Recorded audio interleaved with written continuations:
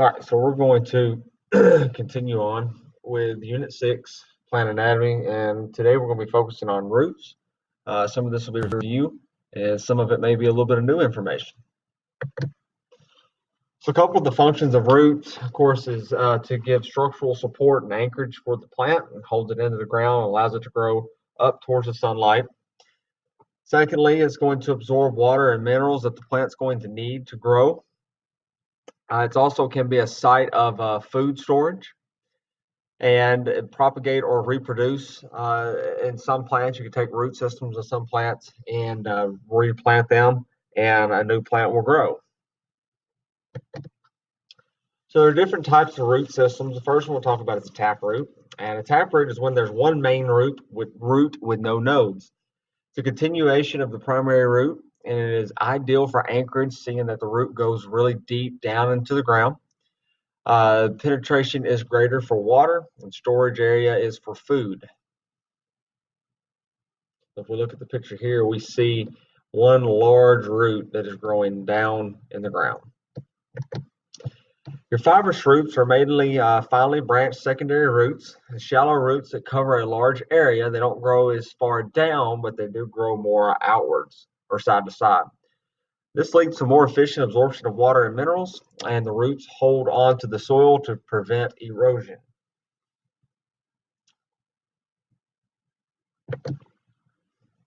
Aerial roots are clinging air roots, shoot roots that grow horizontally from the stems, and roots that fasten plant to a support.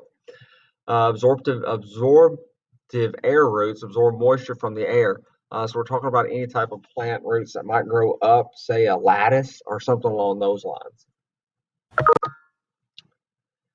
Adventitious roots, these develop in places other than nodes and form cutting or rhizomes.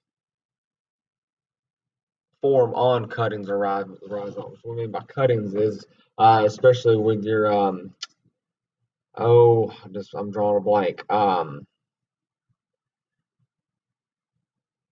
Well, trying to think of the type of plant that we do over at Murray State with the cuttings. You could take different parts of plants and put it into the ground, set it on moist soil, and you'll see this type of roots begin to grow from those cuttings on certain plants. Some external parts of the root, you have the root cap. Okay, the root cap is going to be a lot like a callus. I think of it like a callus. It's a bunch of dead cells that's used for protection as the root grows. And right inside the root cap is where new cells are going to be produced, a site of primary growth in plants.